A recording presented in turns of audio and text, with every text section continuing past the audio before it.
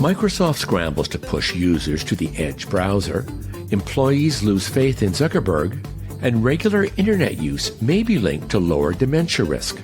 These top tech news stories and more for Thursday, May 4th, 2023. I'm your guest host, James Roy. Microsoft has come up with yet another strategy to push users to the Edge browser.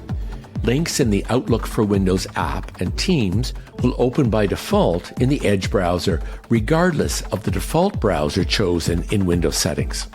Microsoft announced in February that it intends to prevent disruptive switching by allowing users to choose to open browser links from the Outlook app in Microsoft Edge right alongside the email. But it seems now that this choice has become default. In its support documentation, Microsoft says browser links from the Outlook app will open in Microsoft Edge by default in Edge's sidebar pane. A Microsoft spokesman explained to The Register, the first time a user clicks on a link in Outlook after this feature is activated, it will open in Edge.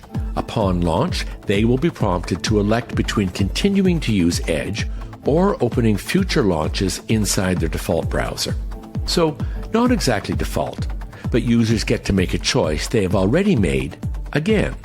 Links from Teams messaging will also open in Edge, but that Microsoft made clear from the beginning. Now, customers have the option to disable this feature, though Microsoft supporting documents do not make that clear. Still, Windows settings is essentially being overthrown by Outlook settings and delegated to Edge. The change, which Microsoft says is being deployed slowly, is expected to appear next month or so. It will also be rolled out in Outlook for iOS and Android. Mozilla has acquired a startup that spots fake reviews.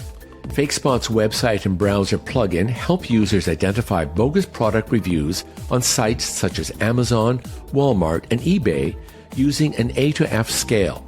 Mozilla's product chief, Steve Teixeira, told Axios that the purchase goes beyond just promoting open web protocols. He said, "The new frontier is around truth and deception. How can we help regular, average people who are not technologists to make good decisions?" Earlier AI technologies were being used to crank out fake reviews, but with the new generation of AI generative tools like ChatGPT, it's becoming harder to identify AI-generated comments. FakeSpot founder Saud Khalifa told Axios, "Trustworthy reviews are essential to keeping the e-commerce ecosystem healthy. You can't touch the product," he said. "You really need the reviews." Mozilla will keep all 13 of FakeSpot's existing staff and plans to expand the team. It also plans to keep supporting FakeSpot's website and plugin as it works to tightly integrate the technology in its own Firefox browser. Following a tumultuous end of 2022, things seemed to start looking good again for Meta. Its stock was on an upswing, followed by an improved earnings call, and it was pivoting like the rest of big tech to AI. But a new report from the Washington Post suggests that Meta is still facing many challenges. Touting 2023 as the year of efficiency, Meta has axed around 21,000 employees since November last year. But the possibility of more layoffs looms, and several cuts to bonuses and perks have left workers unhappy. Zuckerberg did what he could to rouse the enthusiasm of his workers in a recent all-staff meeting, describing Meta as a special place. But employees feel more and more disconnected from the company's vision. The slow movement of Meta to changing tech trends is particularly disappointing to employees who spoke anonymously to the Post. TikTok continues to grab away ad revenue and user attention despite Meta's launch of Reels on Instagram and Facebook. And Meta is far slower than competitors in its AI strategy. Meanwhile, Meta's costly and risky metaverse bets are yet to pay off. The Meta Quest devices have floundered with $13.7 billion in operating costs last year and will soon face stiff competition from Apple, which will reportedly launch a VR device of its own during the Worldwide Developers Conference in June. Speaking of Meta, it announced plans to roll out new protections for users and businesses against malware targeting their accounts. One is being released today, a step-by-step guide to help business accounts remove malware from their systems. And new administrator capabilities to stop malware operators from adding themselves as an administrator to business pages. At the same time, the company revealed in its quarterly security report that, since March, Meta has uncovered 10 malware families posing as ChatGPT and other similar tools to compromise user accounts across the internet. More than 1,000 domains that are distributing malware-laced ChatGPT-looking tools were flagged. Guy Rosen, CISO at Meta, said, "Malware operators, just like spammers, are very attuned to what's trendy at any given moment. They latch onto hot-button issues and popular topics to get people's attention. Typically, operators offer fake browser extensions in app stores that claim to have ChatGPT-type functions. Some actually even have the ChatGPT functions, living alongside the malware, which siphons off any private data like passwords and credit card information. Interestingly, operators behind the malware apps switch to other themes such as Google's competing Bard service or TikTok marketing support whenever their original scam is detected." Rosen said that Meta reported the malicious domain names hosting the malware to its industry partners so they can remove the files. The FinOps Foundation announced that it's developing a set of technical guidelines to standardize cloud cost, usage, and billing data. Google and Microsoft, the founding members of the association, will serve on the committee outlining the specification, dubbed Focus, for FinOps open cost and usage specification.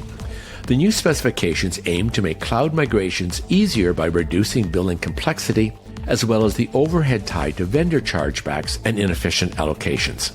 According to a March survey of 750 cloud decision makers by software company Flexera, controlling cloud spend was the top cloud challenge for more than 4 in 5 respondents. Hybrid multi-cloud ecosystems make things more complicated to forecast and account for cloud expenditures. The specification will be available for licensed use by anyone who creates billing data, those who ingest and analyze cost, and by organizations who wish to standardize the billing data they receive. According to a new study in the Journal of the American Geriatric Society, older people who regularly use the internet were less likely to develop dementia. The research tracked over 8 years more than 18,000 adults between the ages of 50 and 65 who did not have dementia when the study began. Each of the participants was asked if they regularly use the internet for various purposes like sending emails or making purchases. People who used the internet at the start of the study had about half the risk of dementia as people who were not regular users. The research also looked at how often these adults were online, from not at all to more than 8 hours a day. Those who used the internet for about 2 hours or less had the lowest risk of dementia, compared with those that did not use the internet.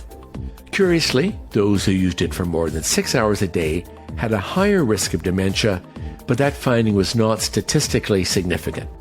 What exactly causes dementia is unclear, so establishing a direct connection between the internet and dementia is hard. But the intellectual stimulation from looking at cat videos or conspiracy theories helps your brain, and so does online engagement. Routine memory and knowledge also remain pretty stable in a healthy brain. Dr. Claire Sexton, the Alzheimer's Association's Senior Director of Scientific Programs and Outreach, said, "Overall, this is important research. It identifies another potentially modifiable factor that might influence dementia risk. But we wouldn't want to read too much into this study in isolation. It doesn't establish cause and effect. But previous research corroborates this finding, notably the benefit to training older adults on computers to help them connect to others and learn information or skills. And less isolation and learning new skills may be protective against dementia." Sexton said, "We need further evidence, not just from observational studies like this one, but also interventional studies. That way, doctors might someday treat people for dementia like they do with heart disease, by suggesting lifestyle changes in addition to medication." That's the top tech news for today. We go to air with a daily newscast 5 days a week, as well as a special weekend interview with an expert on topics relevant to today's tech news. Follow #trending on Google, Apple, Spotify, or wherever you get your podcasts. And you can catch us on your Alexa or Google smart speaker. You can even find us on YouTube as Tech News Day. You can reach our CIO, Jim Love, on LinkedIn, Twitter, or on Mastodon as The Real Jim Love on our Mastodon site, technews.social. Or if that's too much, just leave a comment under the text version at itworldcanada.com/podcasts. Click the check mark or the X to send a message that comes right to us. I'm your host, James Roy. Have a thrilling Thursday.